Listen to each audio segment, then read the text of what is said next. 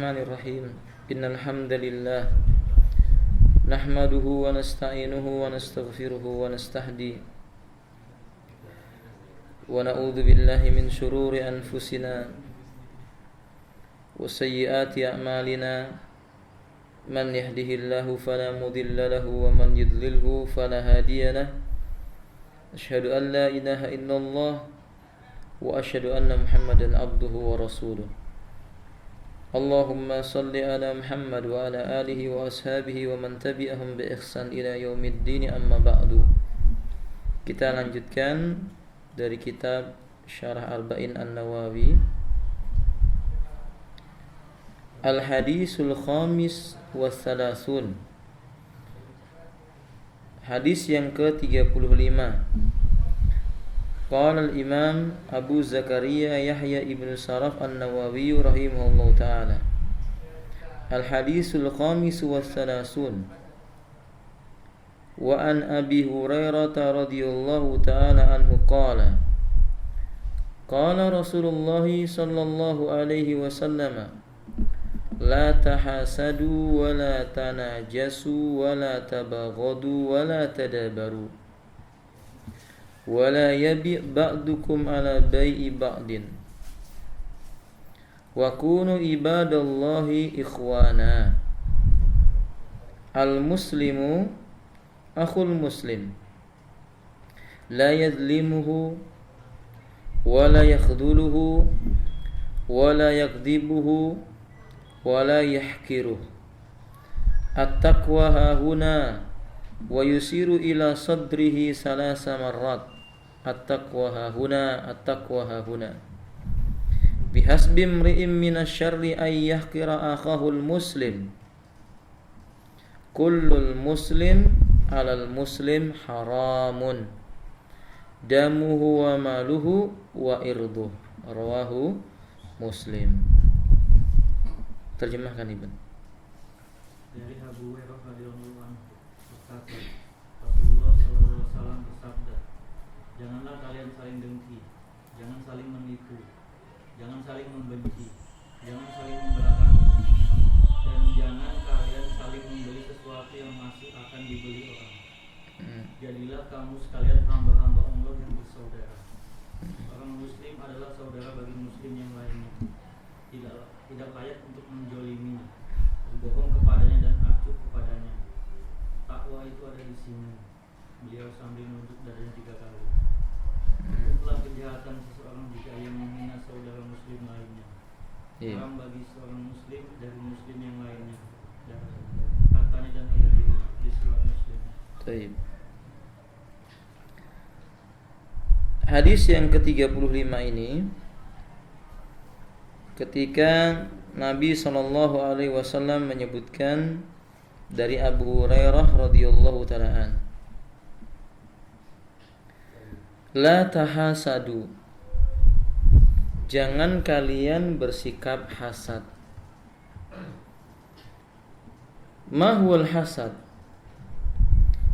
Ketika Nabi mengatakan la tahasadu ay la yakhsudu ba'dukum ba'dha, jangan sampai sebagian kalian hasad terhadap sebagian yang lain. Wa ma huwal hasad? Kalau begitu, hasad itu apa? Qala ba'du ahlil ilmi, al-hasadu tamanniyu zawala ni'matillahi azza wa jalla 'alal ghair. Hasad maknanya berharap hilangnya nikmat Allah azza wa jalla yang ada pada orang lain. Jadi ketika kita melihat nikmat orang lain lalu kita berharap nikmat itu sebaiknya hilang darinya, berarti kita terkena penyakit hasad. Sawa'un kanatin nikmah malan, sama saja apa nikmat itu berupa harta benda, au jahan atau kedudukan, pangkat, au ilman atau pengetahuan, ilmu, au ghairi dalik atau yang lainnya. Pokoknya nikmat dari Allah. Tapi kata Syekhul Islam Ibnu Taimiyah rahimahullahu taala, tidak perlu adanya keinginan harapan hilang Benci saja sudah termasuk hasad. Karahatu ma'an amallahu bi alal ghairi wa illam yatamanna zawal. Hasad itu ketika seseorang membenci nikmat Allah atas orang lain walaupun dia tidak berharap nikmat itu hilang. Di saat kita mengetahui ada orang dapat nikmat lalu kita enggak suka, itu kita sudah terkena penyakit hasad. Dan ini hukumnya haram. Wa minal ma'lumi anna man la zimal karaha ayyatamanna zawal. Dan kita tahu biasanya kalau seseorang itu benci, tidak suka, pasti ujung-ujungnya juga berharap hilangnya nikmat, ya toh? Walaupun tipis sekali jaraknya. Nah, makanya ikhwan fillah rahimani wa rahimakumullah, ini enggak boleh dalam Islam. Dan hampir seluruh manusia punya penyakit hasad. Tidak terkecuali orang berilmu pun punya penyakit dengki. Tapi kata para ulama, walakinnal mukrim salihun yaktumu hasadahu wa yadharu taqwahu. Orang yang beriman memiliki pengetahuan agama yang cukup, dia akan tekan hasad dalam hatinya itu dan dia tampakkan ketakwaannya. Ya, manusiawi ya kawan ya. Ketika kita bersosialisasi dengan masyarakat, tiba-tiba ada nikmat yang diberikan oleh Allah kepada orang lain yang kita sebenarnya berharap ternyata orang lain dapat, lalu terbesit dalam hati kita seketika itu. Pasti manusia punya pemikiran demikian. Cuma bedanya kalau orang berilmu dia akan beristighfar, enggak boleh, ini haram. Dia tampakkan sifat takwanya. Kalau orang-orang yang jahil, pengikut hawa nafsu, dia akan ikuti dengan dosa-dosa yang lainnya. Lalu ucapan Nabi, wala tanajasu, jangan kalian saling tanajus, jangan saling menipu. La yanjusu ba'dukum ala ba'din, jangan kalian tipu sebagian di antara kalian atas sebagian yang lainnya. Wa hadza fil muamalah. Ini tentu biasanya kaitannya dengan masalah muamalah. Apa sih muamalah itu artinya, Van? Arti muamalah itu apa toh? Iya, interaksi sosial namanya muamalah. Wal munajasatu fil bai'i ay yazida fi sul'ati wa huwa la yuridu syara'uha wa la yuridu sira'aha. Lakin yuridu al-idraru bil mushtari awin nafil ba'i awil amrayni ma'an. Contoh, menipu dalam masalah jual beli. Seperti seseorang dalam jual belinya dia menambahkan sesuatu yang melampaui batas. Tujuannya untuk merugikan orang yang beli dan mengambil keuntungan yang sebesar-besarnya. Sebenarnya dalam Islam mengambil keuntungan sebesar-besarnya pada asalnya boleh. Tapi kalau tujuannya untuk menyakiti, mendolimi, membodohi, ini termasuk tanajus. Antum pergi ke sebuah daerah, misalnya ke negeri A. Logat antum ketahuan, ini bukan orang kampung sini. Harga cabai biasanya 20, karena antum kelihatan orang dari jauh, dijual 60. Padahal 20 udah dapat untung. Dan gak mungkin antum nawar 10.000. Sahih? Bapak kalau kebiasaan orang negeri kita itu kalau 100.000 biasanya nawarnya berapa? Separuhnya ya. 50.000. Maka dibuat harga setinggi-tingginya sehingga dia untung 2 kali lipat. Nah itu termasuk apa? Tanajus, gak boleh. Beberapa waktu yang lalu saya belanja di nganter istri beli baju batik begitu di sebuah pasar, saya nggak mau sebutkan. Masya Allah, menawarkannya itu harganya 700.000. Ternyata setelah dibeli cuma 70.000. Coba antum bayangkan, 700.000 ditawar akhirnya jadi berapa? 70.000. Coba kalau orang-orang yang tidak paham, mungkin ditawar berapa? 350.000 kan begitu separuhnya. Dan itu sudah penipuan, tanajus namanya. Gak boleh dalam Islam yang seperti ini. Fahim dong? Nah. Kemudian misalu dzalik uridat sul'atu fi suqi fasamaha rajulun bi mi'ati riyalin hadha ar-rajulu sa'im ta'adda alai rajulun akhar wa qala bi mi'ati wa asra qasadahu al-idrar bi hadha as-sa'im wa ziyadatu samani alai fi hadha an-najas. Orang yang menjual kepada si A dia cuma 100.000, tapi begitu ada si B datang dia jual 110.000 misalnya. Faham? Karena sebenarnya dia nggak suka dengan pendatang ini, dia cuma kepingin apa? Nyakiti orang ini. Nah ini celananya cingkrang, jenggotan, dah dimahalin aja gitu ya.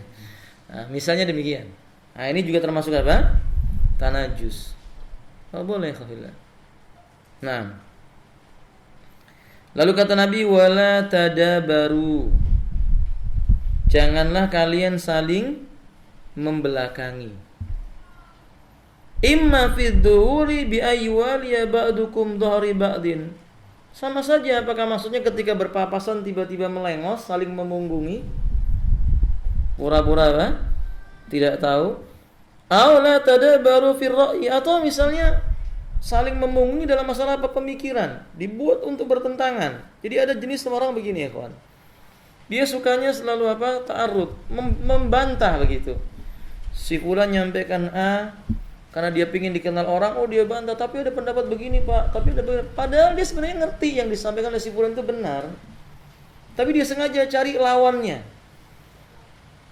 Karena memang ada ucapan para penyair, bila engkau ingin terkenal, maka hendaklah engkau lakukan sesuatu yang berbeda dengan orang lain gitu. Jadi orang itu kalau mau terkenal bikin yang nyeleneh, pasti apa? Dikenal. Ya mungkin dikenal gilanya gitu kan ya. Tadi kelewatan ya kan ya. Wala tabaghadu dulu ya. Wala tabaghadu, dan janganlah kalian saling membenci. Al-baghdha'u la yumkinu ta'rifuha ta'rifuha lafdhuha kal mahabbati wal karaha wal ma'na la tasi'u bi asbabil baghdha'. Maksudnya jangan saling membenci, yaitu yang enggak mungkin ditakrifkan benci itu secara makna kita semua paham bahwa benci itu nggak cinta, nggak suka. Jadi makna benci itu maksudnya adalah kebencian karena sebab sebuah kemarahan yang muncul dari dada mereka. Islam nggak boleh seperti itu. Wa idza waqa fi qulubikum bughdul ikhwanikum fakhrisu ala izalati wa qal'ihi minal qulubi. Bila muncul dalam dadamu suatu perkara ya keinginan membenci saudaramu, segera tumbuhkan keinginan menghilangkan kebencian itu, mengekang kebencian itu, melepaskan dari hatimu. Karena ya kawan, kalau hati itu udah benci kepada sesuatu, itu bahaya. Orang kalau udah membenci, pandangannya itu selalu pandangan yang negatif. So ya kawan, orang kalau udah benci, apa saja yang baik dari orang itu dianggap jelek. Makanya dalam Islam kebencian itu hanya boleh benci karena Allah. Kita wajib benci kepada Yahudi, sahih? Sahih atau tidak? Tapi benci karena Allah. Tidak boleh kebenciannya membabi buta. Contoh, membenci Yahudi karena Allah tabaraka wa taala, kita enggak mau mengikuti agamanya, tidak mau mengikuti pola hidup mereka, ciri khas mereka. Kita benci kepada Nasrani, tidak mau mengikuti perayaan-perayaannya, termasuk tahun baru ya. Itu perayaannya orang Nasrani. Itu nggak boleh ikut-ikut, walaupun cuman bakar ikan di rumah Ustaz, nggak boleh, haram. Kalau mau bakar kenapa nunggu malam tahun baru? Paham? Nah, cuma ini saja Ustaz, cuman jualan trompetnya. Apalagi jualan trompetnya? Itu membantu terlaksananya sebuah kemungkaran. Allah menyebutkan wala ta'awanu 'alal ismi wal udwan, dan jangan tolong-menolong kalian dalam perbuatan dosa dan permusuhan. Ustaz menonton acara di televisinya juga enggak boleh. Semua yang ada kaitannya dengan mereka, kebencian karena Allah itu ditumbuhkan, enggak boleh, sama sekali enggak boleh. Saya ikhwan fillah, Ustaz, Saya mau beli di mall itu kebetulan pas malam tahun baru diskonnya makin besar, nggak boleh. Paham? Tapi kalau kebetulan antum beli bukan karena tahun barunya ya, ya. Antum kebetulan belanja ada diskonnya ya boleh. Tapi kalau antum mencari diskon karena malam tahun barunya tidak boleh, haram hukumnya. Nyewakan tenda untuk acaranya Ustaz, antum pengusaha tenda nggak boleh. Paham ya, salon gimana Ustaz? Semua nggak boleh. Catering ini Ustaz. Nah ini biasanya yang punya usaha catering kan ya. Dapat pesanan catering 2000 kotak, tidak boleh. Haram hukumnya. Itu kebencian karena Allah tabaraka wa taala yang ada kaitannya dengan mereka. Tetapi kebencian ini tidak membawa kepada perkara-perkara di mana Islam membolehkan. Seperti bermuamalah dengan orang Yahudi, boleh atau tidak? Jual beli dengan orang Yahudi boleh. Tidak ada nas yang menyebutkan larangan berjual beli dengan orang Yahudi. Membeli produk Yahudi boleh nggak?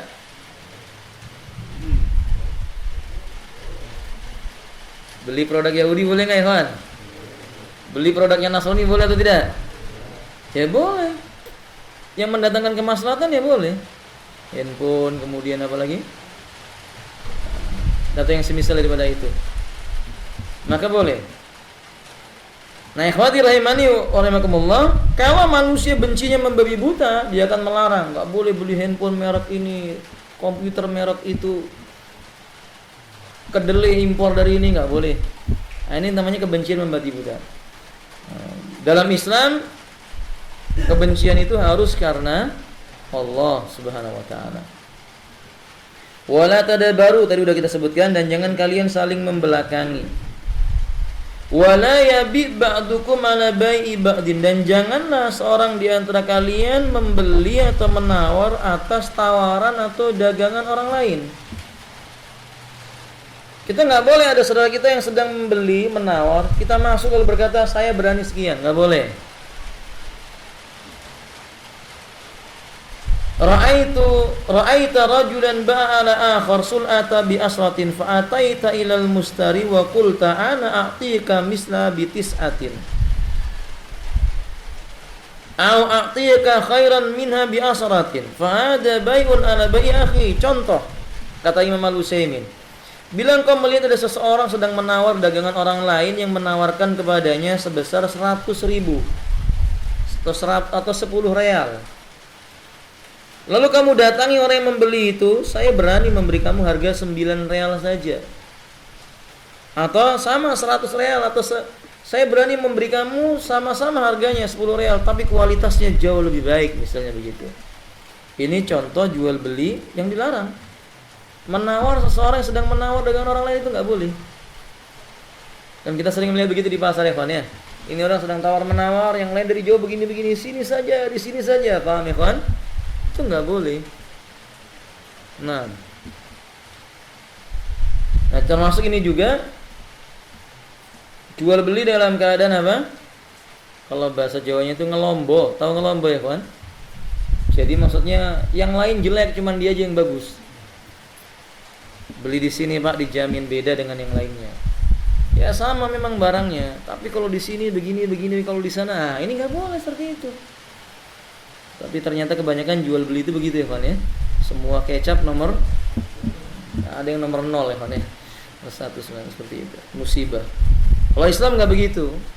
Islam kalau orang sudah berdagang, dia jual belinya udah nggak jadi, datang kepada kita baru kita tawarkan, ini barang saya begini. Kita. Wa kunu ibadallahi ikhwana. Jadilah kalian hamba-hamba Allah yang bersaudara, yakni siru mislal ikhwan. Cobalah kalian menjadi seorang manusia yang seolah-olah kalian satu sama yang lainnya hidup berkeluarga, bersaudara. Wa ma'lumun anna al-ikhwana yuhibbu kulla wahidin minhum, dan kita paham yang namanya bersaudara itu pasti seseorang itu mencintai saudaranya. Yakni yuhibbu kulla wahidin minhum li akhi ma yuhibbu li nafsi, dia cintai saudaranya itu seperti mencintai dirinya sendiri. Itu namanya hidup bersaudara. Kalau kita hidup bersaudara, kita nggak mau saudara kita itu sakit, sebagaimana kita juga nggak ingin diri kita apa? Sakit. Coba lah ya kafilah.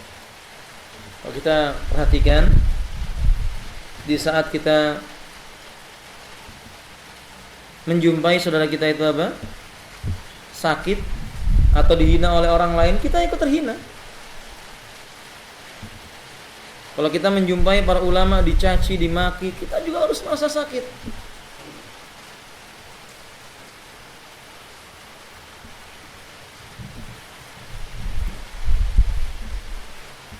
Nah, mau gitu sih. Mau gitu. Hah? Oh ya sudah.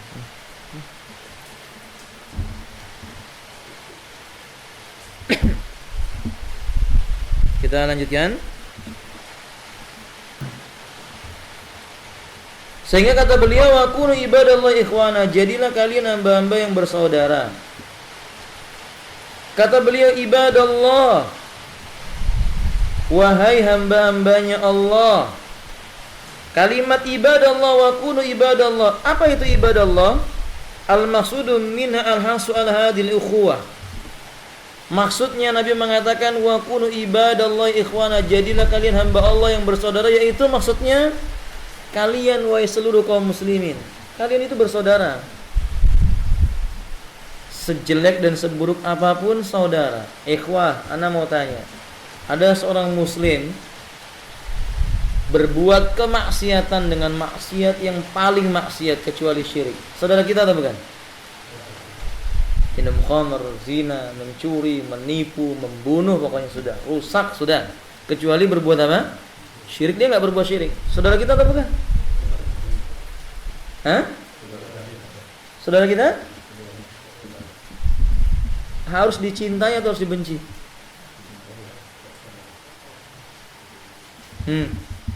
Ini penting, ini masalah akidah ini. Harus dicintai atau dibenci? Gimana, Pak? Dibenci? Perbuatannya dibenci? Orangnya? Orangnya dibenci enggak? Maka kita katakan yang benar adalah meletakkan dua perkara ini sekaligus. Kita mencintai dirinya di saat dia itu mematuhi Allah Ta'ala dan kedudukannya sebagai seorang muslim, dan kita membenci dirinya di saat dia berbuat maksiat dan di saat dia itu melanggar syariat Allah Ta'ala. Benci dan cinta itu diletakkan pada porsinya. Kita cintai dia dengan cara mendoakannya agar dia diberi hidayah. Kita membenci dia dengan cara mengingatkan manusia agar jangan meniru jejaknya, menjauhinya, memboikotnya, memberikan hukuman kepadanya. Itu bentuk kebencian yang sekaligus dibarengi dengan rasa apa? Cinta.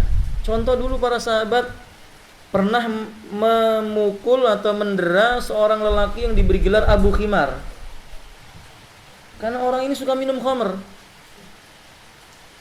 Ini sahabat Nabi, kawan. Dia minum khamr, ditangkap sahabat, ditempelengi sama orang. Karena deranya itu yang pegang terompah pukul pakai terompah, yang pegang rotan mukul pakai rotan, yang megang ujung kain pakai ujung kain. Jadi setiap orang memukuli dia. Ternyata beberapa hari kemudian ketangkap lagi minum apa? Khamr, dihukum yang sama. Sampai ada seorang sahabat yang mencela, memakinya. Nabi melarang. Kata Nabi SAW, aku tidak mengetahuinya melainkan dia itu orang yang sangat cinta kepada Allah dan Rasulnya. Dia ini sebenarnya cinta Allah, cinta sama Rasulnya. Cuman satu penyakitnya yang belum hilang, belum bisa mengendalikan syahwat minum apa? Khamr. Lihat, Nabi mencintainya enggak? Mencintainya. Tapi Nabi membencinya enggak? Membencinya. Menggabungkan dua perkara sekaligus.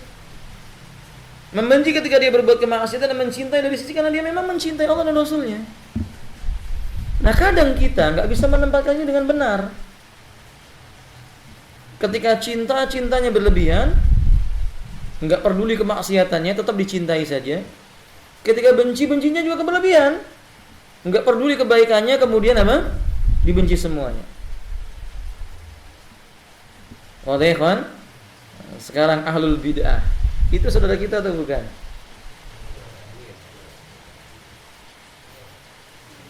Ahlul bid'ah saudara kita atau bukan?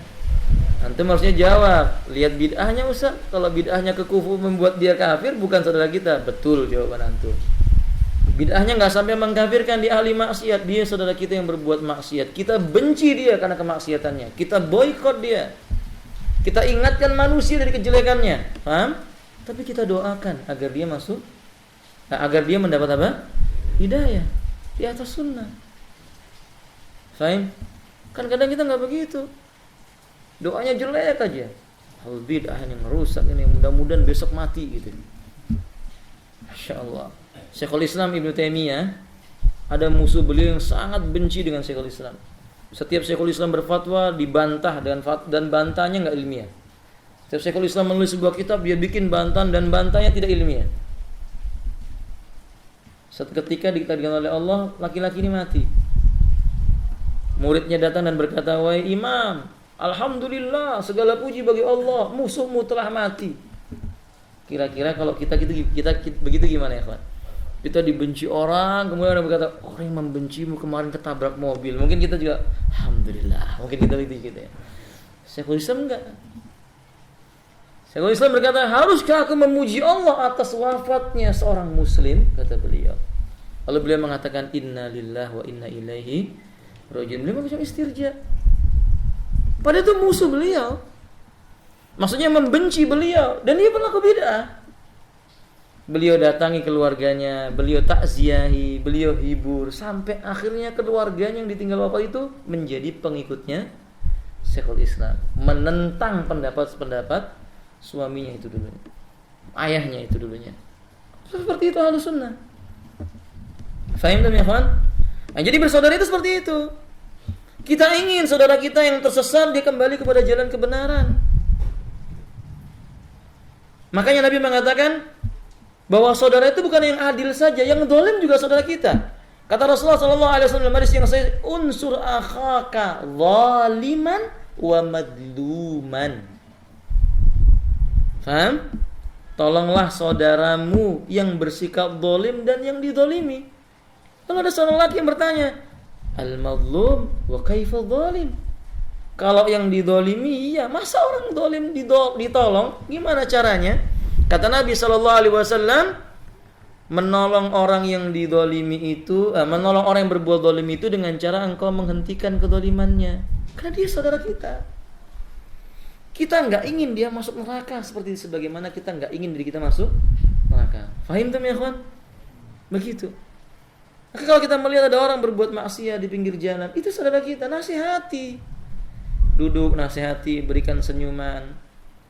Sapa dia dengan salam, berikan kepadanya satu buah dua buah kata, mudah-mudahan bisa memberikan faedah bagi dia. Tinggalkan hidayah, serahkan kepada Allah Tabaraka wa Ta'ala. Kan kadang kita nggak begitu.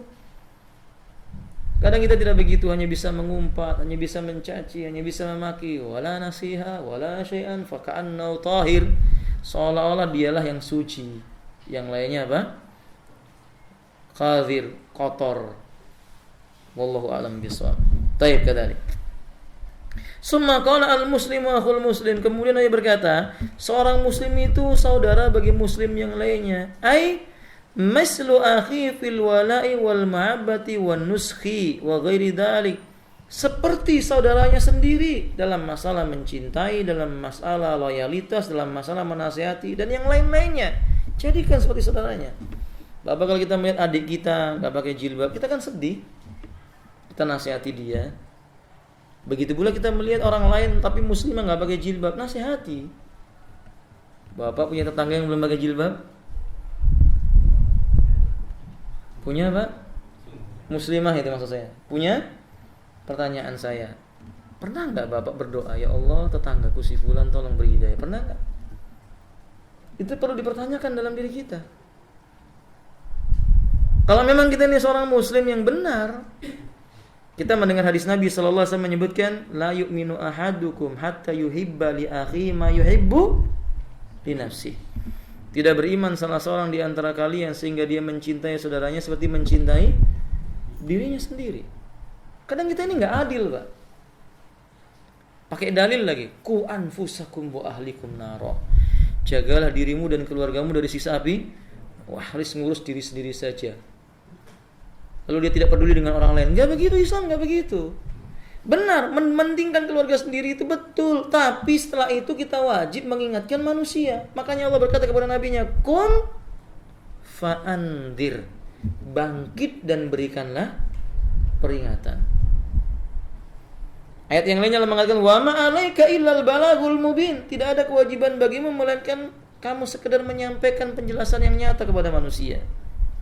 Nah, kita mengetahui kebenaran, kita dilarang menyembunyikan kebenaran. Ya minimal tetangga kita nggak pakai jilbab ditegur, disapa, "Apa kabar, Bu? Gimana? Sudah sholat? Masya Allah. Kapan kira-kira pakai jilbab? Saya selalu doa kepada Allah, mudah-mudahan Ibu segera memakai jilbab." Kalimat itu sepertinya ringan, tapi itu menyentuh ya kawan billah. Cuman kadang-kadang kita kan nggak begitu. Lewat wala salam, wala kalam, wala syai'an, ya kawan. Lewat itu jalannya itu lurus, padahal bengkok nih jalan, lurus aja dia begitu. Nggak tegur, nggak apa, alhamdulillah. Nabi apa begitu? Nabi begitu nggak ya kawan? Enggak, Nabi menegur. Kalau ada seseorang yang melakukan sebuah kegiatan, Nabi tegur karena kecintaannya Nabi. Nabi itu merasa sedih ketika seorang muslim, seorang mukmin atau ketika manusia menyimpang dari jalan Allah. Makanya betapa berat rasa hati Nabi SAW ketika melihat Abu Thalib tidak apa? Mengikuti jalan beliau. Beliau berusaha keras. Lihat begitu cintanya Nabi kepada manusia untuk bisa dapat hidayah. Contohnya kepada Ikrimah. Ikrimah anaknya siapa? Abu Jahal. Apa tahu masuk Islamnya dengan sebab apa? Ada yang tahu siapa? Ada yang tahu Bapak masuk Islamnya Ikrimah dengan sebab apa? Ini orang Ikrimah ini sangat benci dengan Nabi. Sampai membayar apa? Memberi sayembara 100 ekor onta bagi orang yang bisa membunuh siapa? Rasulullah SAW. Rasulullah SAW. Ditingkatkan lagi sampai siapa yang bisa. Pada waktu Fathu Makkah, Ikrimah lari. Dia lari ke sebuah lembah. Pertanyaannya, apakah Nabi memerintahkan para sahabat mencari Ikrimah untuk dibunuh? Enggak. Padahal dia sangat benci dengan Nabi. Tapi Nabi justru mengatakan jangan kalian sentuh Ikrimah. Atau kama qala alaihi salatu wassalam. Itu urusan Nabi dengan beliau. Nah, saya tanya Bapak, kira-kira pakai apa masuk Islamnya? Ayo Pak, Mas, Ikhwan, Akhi, Iya. Nabi datang dengan memberi hadiah 2 lembah binatang ternak. Kita kalau baru ngasih 1 baju, 2 baju, itu belum ada apa-apanya. Ikrimah pakai apa? Nabi pakai apa? 2 lembah, antum bayangkan 2 lembah itu penuh dengan binatang ternak diberikan hadiah kepada Ikrimah. Oleh Nabi diberikan 2, tiap hari diberi, sampai akhirnya Ikrimah hatinya melembut dan masuk Islam. Lalu dia berkata, dulu orang yang paling ku benci adalah Muhammad, maka sekarang ada manusia yang paling ku cintai melebihi diriku sendiri, dia adalah Muhammad SAW. Coba lihat. Itu karena apa? Keinginan Nabi untuk menjadikan orang ini dapat apa? Hidayah. Terfikirkan enggak ya kawan oleh kita selama ini? Sudah berapa lama kita ini berislam? Sesuai dengan umur kita toh? Kita di sini semuanya dari kecil Islam toh? Iya kan ikhwan? Ada enggak yang mu'alaf? Enggak ada lagi dari kecil Islam, coba lihat. Sudah sekian puluh tahun kita berislam.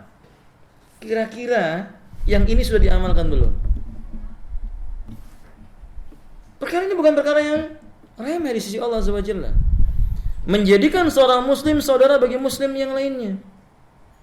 Nabi pernah marah kepada salah seorang sahabat yang tidak ikut perang Tabuk. Siapa namanya? Siapa? Ikhwan. Siapa? Ahsan. Salah satunya adalah Ka'ab bin Malik. Ketika para manusia mempersiapkan perang Tabuk, mereka berangkat diasih dengan apa? Kurma dan anggurnya yang ranum siap dipetik. Akhirnya terlambat, gak jadi ikut perang. Maka Nabi SAW memerintahkan kepada kaum muslimin tidak boleh bicara dengan dia. Gak cukup sampai di situ, Nabi memerintahkan istrinya untuk pulang ke rumah orang tuanya. Bukan bercerai, pulang ke rumah orang tuanya. Antum bayangkan ya kawan, gak diajak bicara oleh sekian banyak orang. Bahkan orang yang paling dekat dengan beliau Abu Qatadah. Abu Qatadah yang setiap saat bercerita dengan beliau, ketika dijumpai oleh dia gak mau bicara. Tapi Nabi melakukan itu karena dasar cinta. Faham ya kawan? ingin agar Ka'ab bin Malik menyadari kesalahannya lalu dia bertobat. Dan Ka'ab menceritakan, pada hari itu aku merasakan dunia itu lebih kecil, sesak dalam dadaku. Akhirnya beliau menangis sholat di atas atap rumah. Lalu turun ayat yang menyebutkan diterima taubatnya siapa?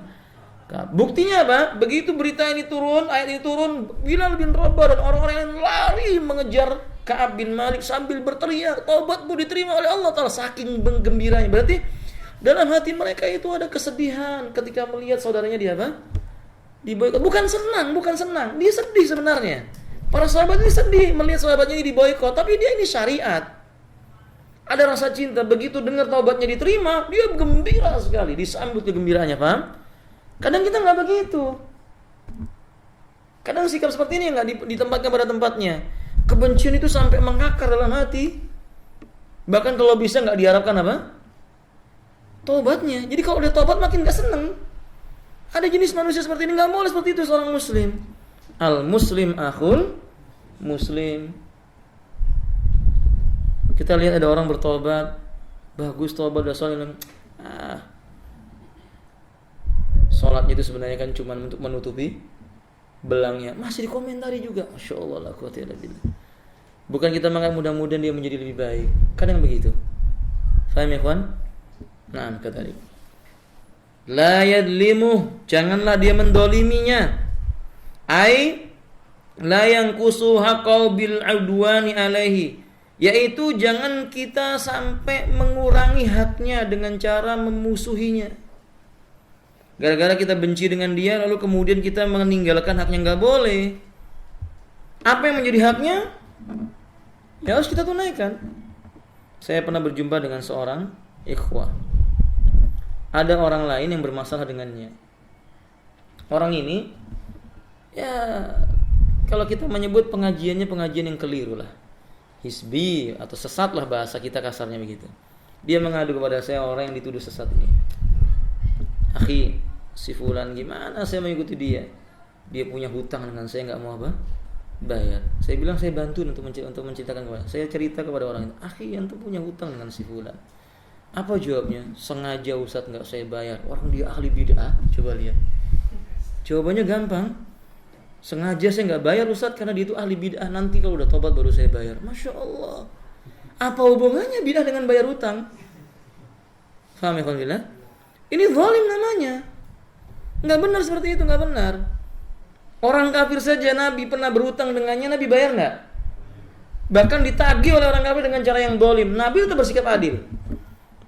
Datang orang Yahudi dan berkata, bayar hutang Muhammad, padahal perjanjiannya masih lama, sampai 4 atau 5 hari, tapi 2 hari orang itu udah nagih hutangnya. Apakah Nabi kemudian marah sama orang itu? Enggak, Nabi adil, dia haknya punya dikasihkan. Coba lihat, nggak mungkin itu Yahudi nggak usah dibayar, nggak begitu. Lihat ya khafillah. Jadi nggak boleh zalim kepada saudara kita, nggak boleh khafillah. Nah, ikhwati rahimani wa rahimakumullah. Kemudian kata beliau selanjutnya di sini,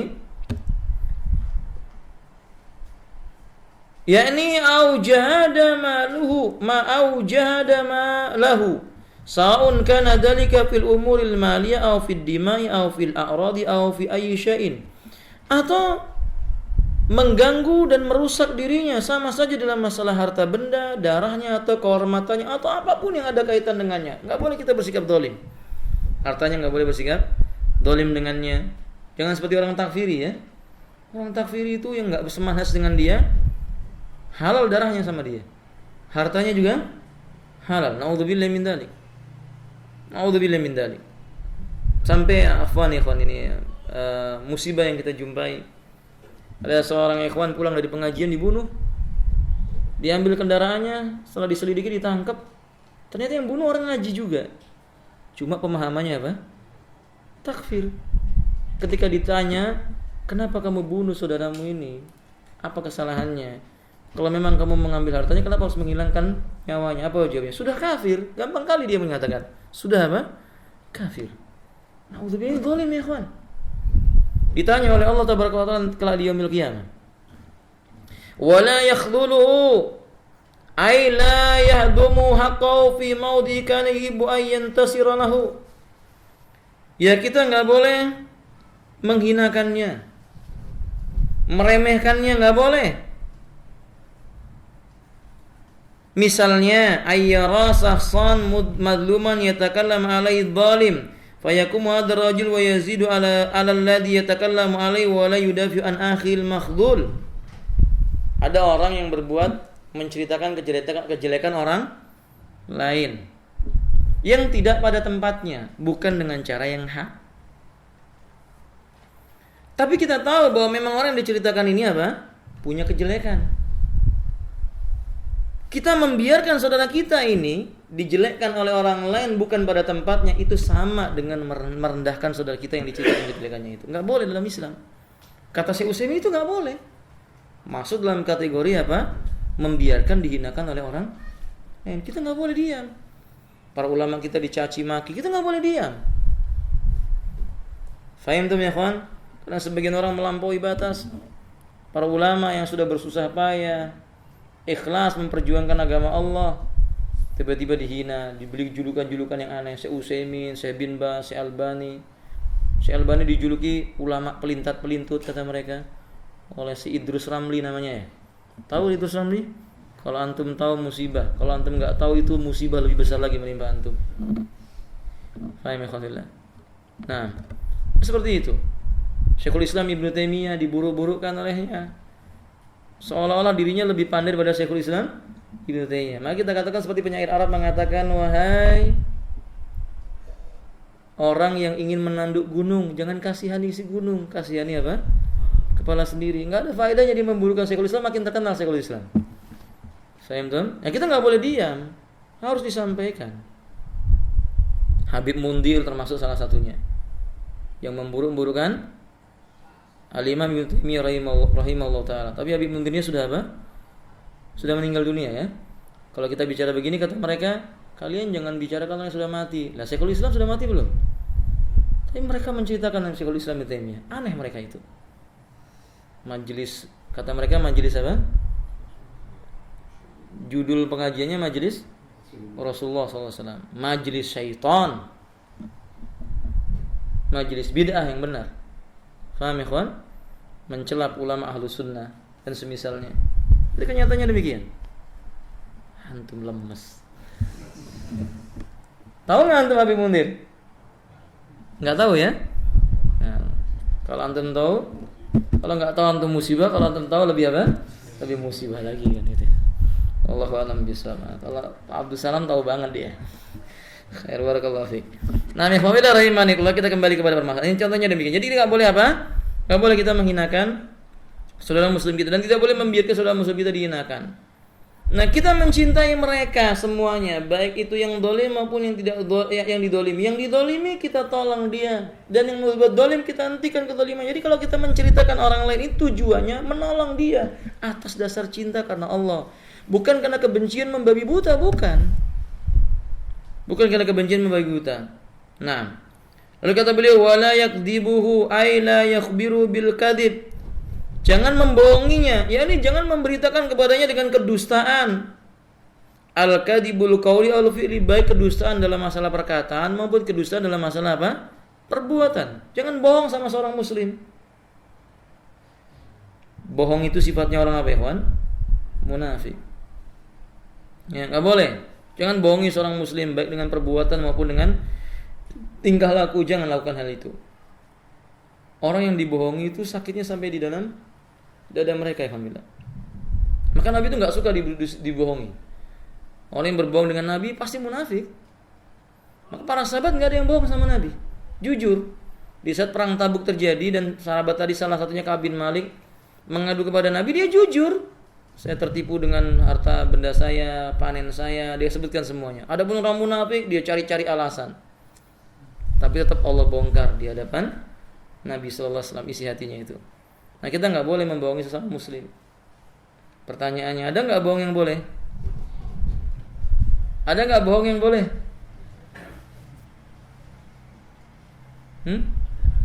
Ikhwan, ada bohong yang boleh?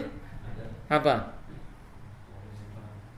Bohong di medan perang terhadap musuh Allah. Baik, apalagi? Itu jelas musuh Allah. Sekarang yang bukan dengan musuh Allah. Boleh enggak bohong sama seorang muslim?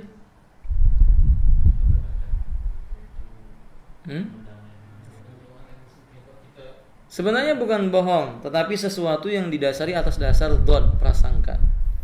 Misalnya dia berkata, si fulan titip salam kepadamu, karena atas dasar prasangka yang namanya muslim dengan muslim yang lain kalau ketemu mengucapkan apa?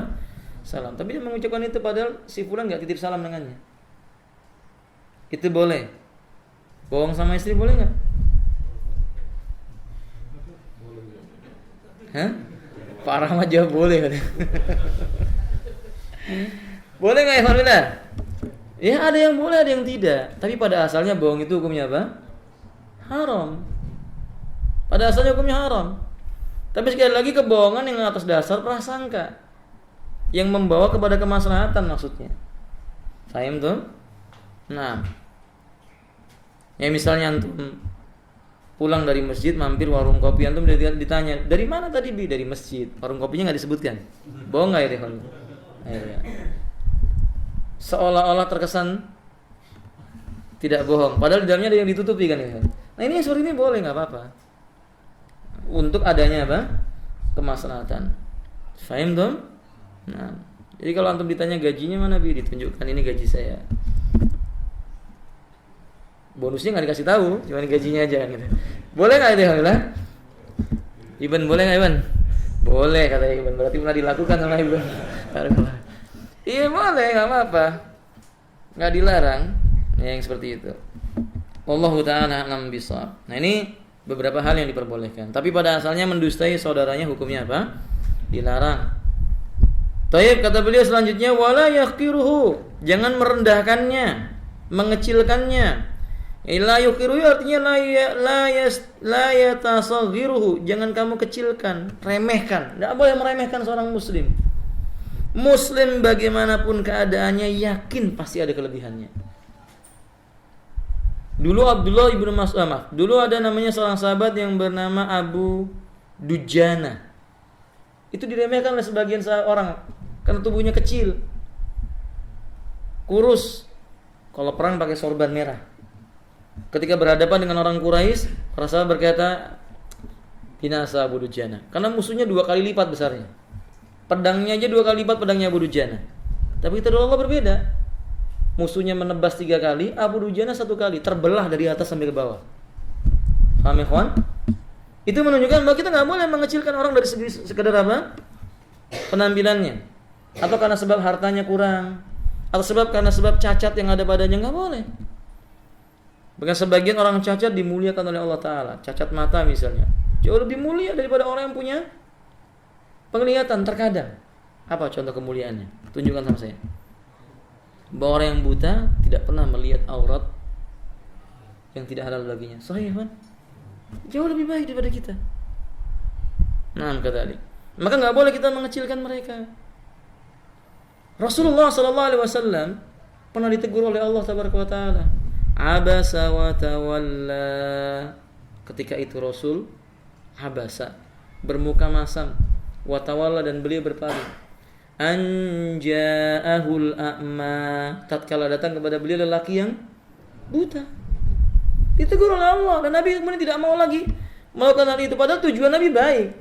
Ketika itu di hadapan Nabi ada orang-orang pembesar Quraisy. Nabi berharap agar pembesar Quraisy itu menerima dakwah Nabi, karena Nabi khawatir pembesar Quraisy itu tidak mau menerima dakwah Nabi hanya karena ada orang yang buta. Nanti dikira pengikutnya Nabi itu orang-orang miskin, orang buta saja, begitu maksudnya. Tapi ditegur oleh Allah Ta'ala, justru orang buta ini ingin kebenaran. Fahim ya kafilah? Nah, maka dari sini ini pelajaran besar bagi diri kita. Enggak boleh kita mengecilkan orang lain. Para ulama, siapapun yang bertanya, beliau akan dengarkan baik-baik. Bahkan orang yang bertanya dengan terbata-bata sampai orang yang mendengar pertanyaannya itu tertawa, para ulama dengarkan dengan baik-baik. Enggak, kamu terlambat jawabnya lama, nanyanya lama. Enggak begitu para ulama. Fahim tuh ya, kawan? Maka enggak boleh mengecilkan mereka. Summa qala at-taqwa hauna. Lalu kata Nabi, lihat ini ukuran takwa.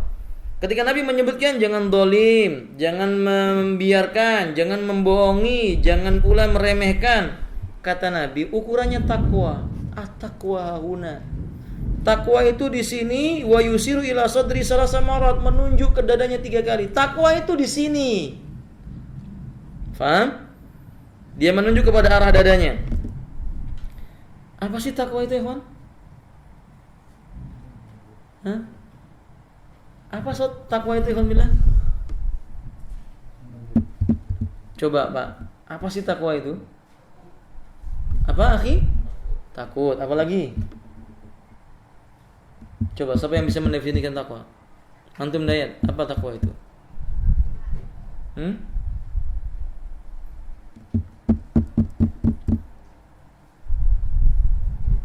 Apa, ikhwan? Meninggalkan perintah, menjauhi larangan. Tambahkan lagi. Apa itu, ikhwan?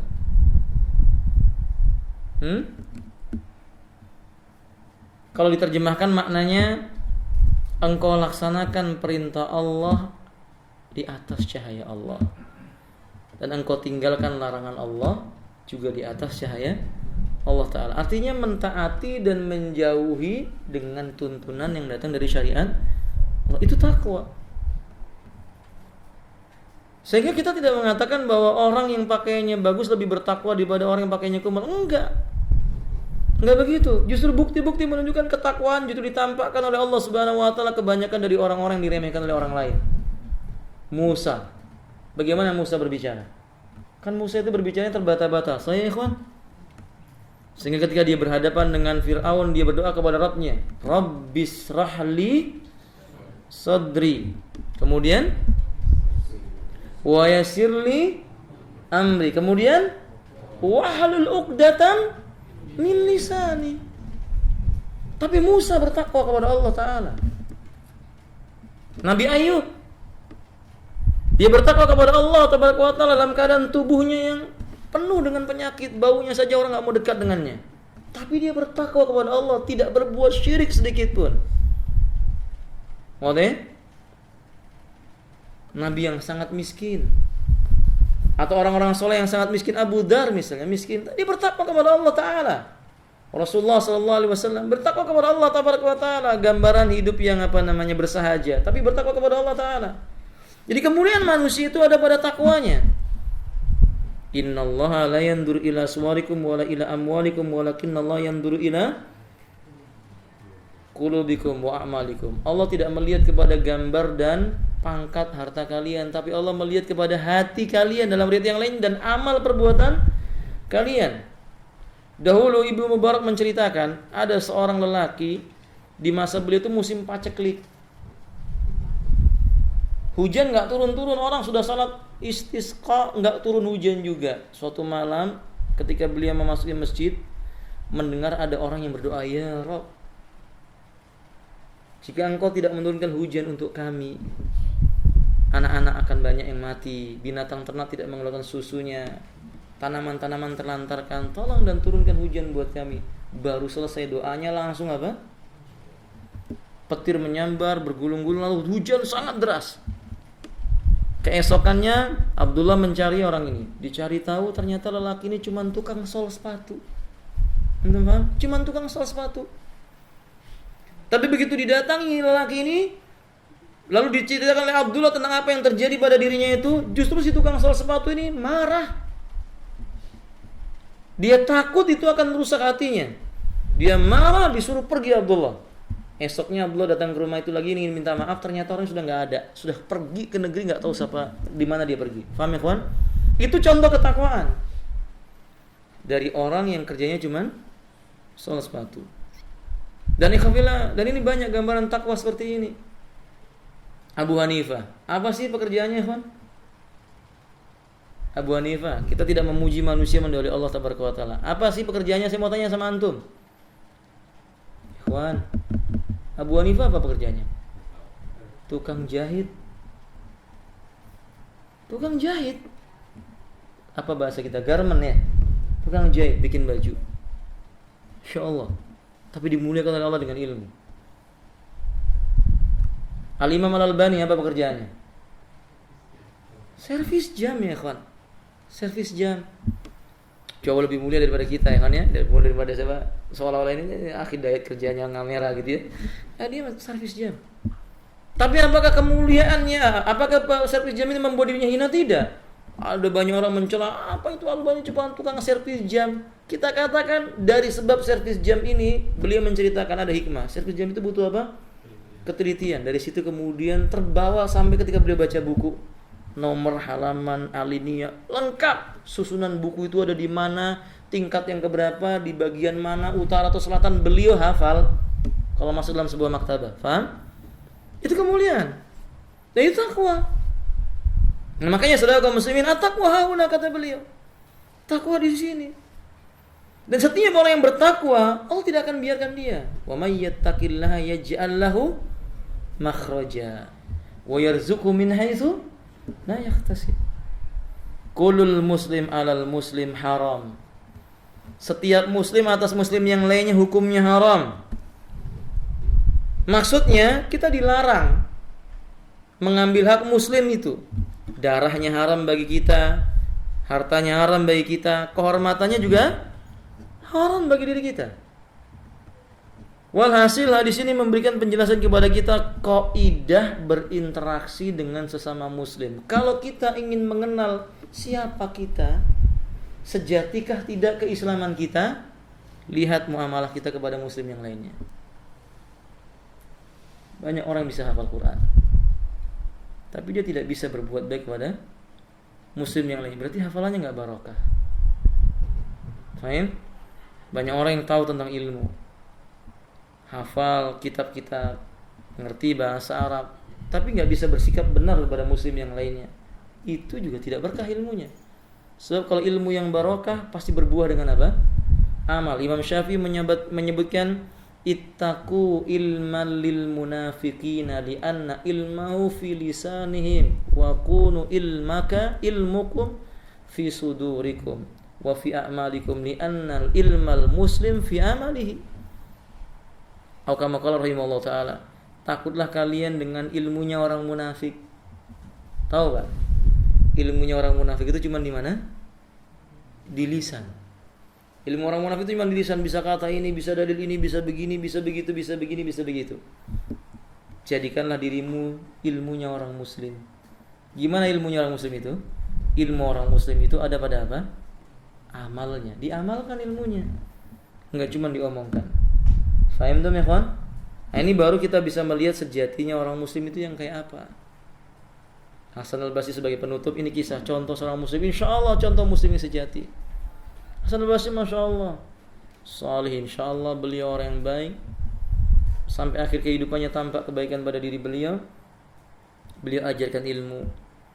Di tengah-tengah mengajarkan ilmu ada muridnya yang menyempal darinya, memburuk-burukkannya, menceritakannya di pasar-pasar. Apakah Imam Hasan al-Basri kemudian marah?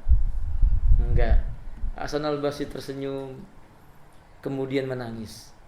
Ditanya oleh muridnya, apa yang membuat engkau tersenyum? Kata Hasan al-Basri, karena aku yakin ma min musibatin asaballahu 'alal abdi illa yukaffiru min dhunubi. Tidak satu musibah pun yang menimpa seorang hamba melainkan dia menghapuskan dosa. Aku tersenyum karena aku tahu itu musibah yang menimpaku. Faham? Kemudian ditanya, kenapa engkau menangis? Maka dia mengatakan, karena aku tahu dia saudaraku. Faham maksudnya? Dia sedih karena saudaranya telah berbuat kemaksiatan. Dia takut kalau saudaranya masuk ke dalam apa? Neraka. Coba lihat, enggak dibalas oleh Hasan al-Basri dengan keburukan. Maka dalam kisah itu disebutkan Hasan al-Basri datang minta ditunjukkan di mana orang itu dengan membawa gantang kurma, isinya ada lengkap. Sampai di hadapan orang itu berkata, ini hadiah buat engkau. Sudah diceritakan kejelekannya, dikasih apa? Hadiah. Apa jawaban Hasan al-Basri? Ketika orang itu berkata, untuk apa engkau memberi aku ini? Sebagai balasan kebaikan. Engkau telah memberikan kepada aku sesuatu yang aku gak bisa balas lebih daripada ini. Ngerti maksudnya kawan? Dalam Islam, orang yang diceritakan kejelekannya, itu dosa-dosanya dihapuskan. Pahala orang yang berbuat kejelekan itu diberikan kepada orang yang didolimi, yang dijelek-jelekkan. Dan orang yang dijelekkan itu kalau nggak cukup pahalanya orang yang berbuat kejelekan itu untuk diberikan kepadanya, kedolimannya ditimbangkan kepadanya. Itu apalagi kenikmatan yang besar pada itu ya kawan. Makanya para ulama senang kalau diceritakan kejelekan sama orang, senang. Wah, sudah nanti tabungan di yaumil kiamah, malah dikasih hadiah. Ini nasihat. Berarti begitu harusnya seorang muslim yang sejati. Bila dicaci, bila dimaki, isbir, sabar. Fasbiru sabran jamila. Sabarkanlah dirimu karena kesabaran itu indah. Mudah-mudahan bermanfaat. Sampai di sini, ikhwan. Akhiru da'wana alhamdulillahirabbil alamin. Tanya jawabnya ditiadakan, ikhwan ya. Karena sudah jam 9:30. Subhanakallah wa bihamdik, asyhadu an la ilaha illa anta, astaghfiruka wa atubu ilaik. Assalamualaikum warahmatullahi wabarakatuh.